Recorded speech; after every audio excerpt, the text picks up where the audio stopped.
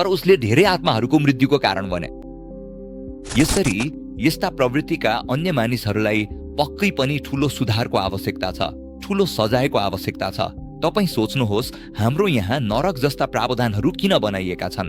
ती नरक यसैका लागि बनाइएका हुन्। प्रकृतिले आफ्नो हिसाब किताब गर्छ कि यसको भित्रको दोष, यसको भित्र गहिरो जरा गाडेको रोग, यसको ट्रमा कसरी भित्रसम्म गएर ठिक गर्ने। त्यसका लागि प्रकृतिका सुधार गृहहरू, प्रकृतिको जेल, परमात्माको जेल, त्यसैले नरक भनिन्छ।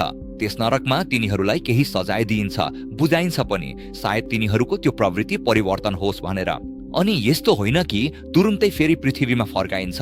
तिनीहरूका लागि पशु योनिहरू बनाइएका छन्। जस्तै कुनै आत्मा छ, अब उसलाई बाघ बनाइयो। अब आत्मा बाघ भनेर त्यहाँ पाप छैन, उसको प्रवृत्ति नै त्यस्तो छ। बाघले कसैलाई मारेर खान्छ, त्यो पाप होइन। जसले बुझ्ने क्षमता राख्छन् तिनीहरूको लागि त्यो प्रवृत्ति नै त्यस्तो हो। परमात्माले उसलाई बनाएका छन्, प्रकृतिले उसलाई बनाएको हो, त्यसैले त्यहाँ उसले सजाय पाउँछ। एक जनावरको रुखमा जलिरहन्छ र बिस्तारै नरम बनाइन्छ। यस्तो होइन कि उसले उसलाई छोडिदिन्छ। जस्तै लकडबगाले बच्चा जन्मायो भने त्यो पुरै मासु खान्छ। सबै किसिमका हिंसात्मक प्रवृत्तिमा अझै पनि हुन्छ। त्यसपछि उसलाई अलि नरम बनाइन्छ, जस्तै सुँगुरको जन्म दिइन्छ र तल पठाइन्छ। जस्तै सर्प आदिको जन्म दिइन्छ, बिच्छुको जन्म दिइन्छ। यो दान हुँदै जान्छ र झन तल झर्छ।